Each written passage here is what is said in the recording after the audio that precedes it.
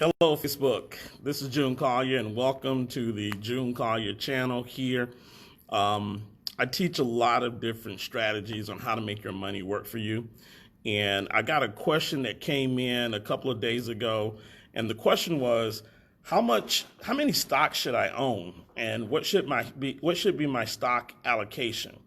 And so stock allocation is all about how much money you have and how much of that money should you dedicate to a particular stock. So that's stock allocation. And so the industry standard is 5%. You should put no more than 5% of what you have into any individual stock. Now, here's what that means. Let's say that you have $100,000, and with the $100,000, you can put 5% in any one particular stock. Well, that would mean that you should put no more than $5,000 towards any particular stock. That also means that you would have 20 stocks in your portfolio that you would manage. So 5,000 times 20 stocks, that's $100,000. That's typically the industry standard. And what that does is that prevents you from taking your portfolio and putting too much money into one particular stock, which puts you at risk. Because any one of those stocks could go up or down, and you don't want to put yourself at risk by putting too much of your money into one particular stock. You also want to be careful and make sure that you diversify not only with your stocks, but also diversify in industries. So for example, I currently have PayPal and Visa and would like to own MasterCard, but all three of those stocks are in the same industry.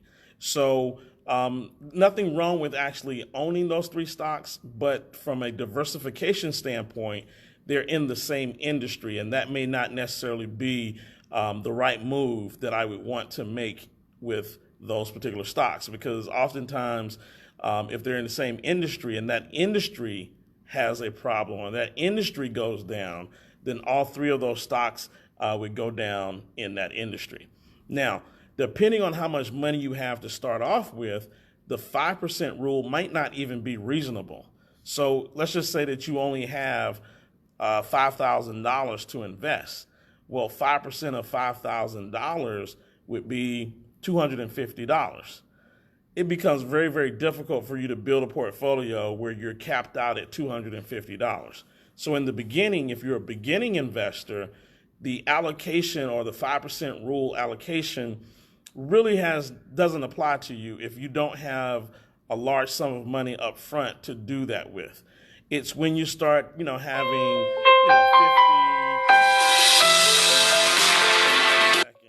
My phone is ringing here. It's when you have, $50,000, $80,000, $100,000 that you can play with. That's when the allocation becomes something that you can really do. And so just know that the size of your portfolio is actually important as well. How many stocks can you track, research, and get to know? So I personally do not have 20 stocks in my portfolio. I have, for any given moment, anywhere between 7 to maybe 10, and 10 is stretching it. Simply because I like to get to know my stocks. I like to know the financials. I like to know everything about that stock, and I get to know that stock very intimately so that when the market moves, I know what to do. I know how to take advantage of the market with that particular stock because I know that stock very, very well. And in some other videos, I'll talk about how to research a stock and do all of your homework and get to know a stock. And so you're not going to be, the typical investor is not in trading 50, 100 different stocks throughout the year. The typical investor is going to be just like me, that, I've got 5 to 7 stocks that in a whole year that I might be trading in and out.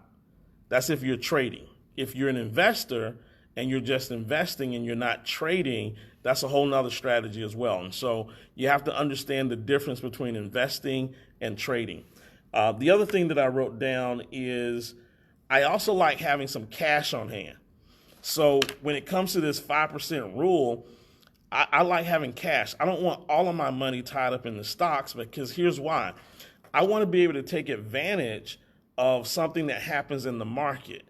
So if there's something that happens in the market and the market goes down or a stock goes down, something happens, I want to be able to take advantage of that. And I can't take advantage of that if all of my money is locked into my stocks. So let me give you an example. This was probably about a year, maybe 2 years ago. Many of you might remember, I'm trying to think, was it American Airlines? There was an Asian guy that got drug off the plane. And they videotaped him getting drug off the plane, off American Airlines. I don't know exactly, I don't remember all the details, but it was a PR nightmare. And the stock, American Airlines stock, immediately took a beating because the stock market can be very emotional. And so when that stock went down, I actually went in and I bought some shares. Okay, I actually bought the options on that, but same thing. I bought some shares of that stock because I knew that the stock went down, but nothing financially about the company was any different from the day before. The only thing that was different is they got some bad press about a TSA or a cop or somebody pulling. It wasn't even a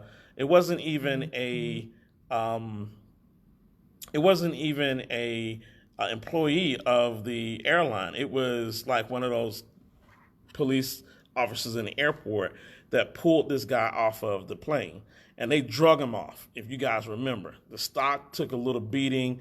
What I saw was an opportunity. I saw that the stock, in my opinion, was on sale.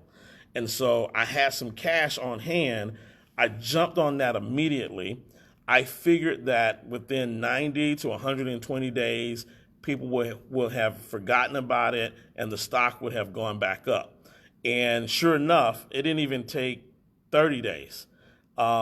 People forgot and the stock went back to where it was. And I made a nice little profit. And so if I had all of my money allocated, I would not have been able to take advantage of that. And so what I typically do is I like to typically keep some money in cash in my trading account so that when something like that happens and I see an opportunity where I think that stock is on sale and I can make a quick hit on that, then I keep that in cash. So that's one of the things that I like to do. So really what you want to do with this allocation is you want to spread your risk. Once you have enough money, you can spread your risk across 20 different stocks. Make sure that they're not all in the same industry. Don't get greedy. Don't overload in one particular stock and think that you're going to make a home run hit on that one particular stock, because that one particular way, and you put so much money into it that it messes up your account. And then just be patient. Practice patience. So I keep cash in my account for those times when something happens and I know that the market is emotional and I see an opportunity where I can buy stock that has a temporary dip or what I think is going to be a temporary dip. I can buy on the dip, let it ride back to where it was, and then sell it off. So those are some of my rules as it relates to stock allocation. I love to hear what you think. I love to hear what you practice. Like I said, the norm is 5%. I don't practice 5%. I'm probably closer to 10% of my allocation being in different companies. But I'd love to hear what you do. Type your message, type your comment down below. And if this has been helpful for you, let me know and we'll continue to add some more value. And if you got any questions or you want to hear my thoughts about different topics, go ahead and let me know what topics you want me to talk about next. So this is June Collier signing out. God bless, take care, and we'll talk to you soon.